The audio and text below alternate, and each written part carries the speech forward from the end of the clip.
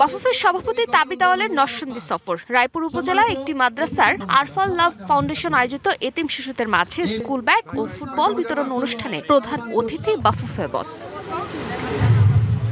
ঢাকার বাইরে গিয়েও যথারীতি একটি প্রশ্নের মুখোমুখি বাফুফের সভাপতি। কে হচ্ছেন হামজা জামালদের নতুন কোচ, কবে ঘোষণা করা হবে তার নাম? ওয়েলসের কোচ কোলম্যান থেকে সরে এসে কে হতে যাচ্ছেন ফুটবল বস? এখন আপডেট নাই, দুদিন আগের যে কথাটা সে কথা আছে। সবশেষ যুক্তরাষ্ট্রের টমাস রুলতে ঠেকেছে বাংলাদেশ জাতীয় ফুটবল দলের কোচ নিয়োগ প্রক্রিয়া। ওয়েব সিরিজের মতোই নাটকীয় খবর, সাথে সম্ভাব্য কোচের নাম পরিবর্তন হচ্ছে প্রায় প্রতিদিনই।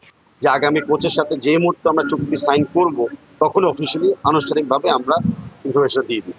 তবে এতিম শিশুদের মাঝে ফুটবল সামগ্রী বিতরণ অনুষ্ঠানে গিয়ে দারুণ একটা কথা বললেন বাফুফের সভাপতি। দুর্যোগ, দুর্ঘটনা কিংবা গার্মেন্টস শিল্পের জন্য বহির্বিশ্বের চিনুক বাংলাদেশকে সেটা নয়, আগামীতে ফুটবলের জন্য বিশ্ববাসী বাংলাদেশকে চিনবে। আমাদের পরিকল্পনা হলো যে আমাদের খেলার মাধ্যমে আগামীতে বিশ্ববাসী বাংলাদেশকেও চিনবে। মানে বাংলাদেশে যে দুর্ঘটনা হয়, দুর্যোগ হয়, সে কারণে না, যেভাবে গার্মেন্টস শিল্পের জন্য আমাদেরকে চিনে, ফুটবল জন্য আমাদেরকে চিনবে, আমাদের ফ্যানদেরকে চিনবে। বিশ্ব ফুটবলে আলাদা করে বাংলাদেশকে চেনাতে হলে সবার আগে ফিরে আনতে হবে ঘরোয়া ফুটবলের সেই অতীত ঐতিহ্য।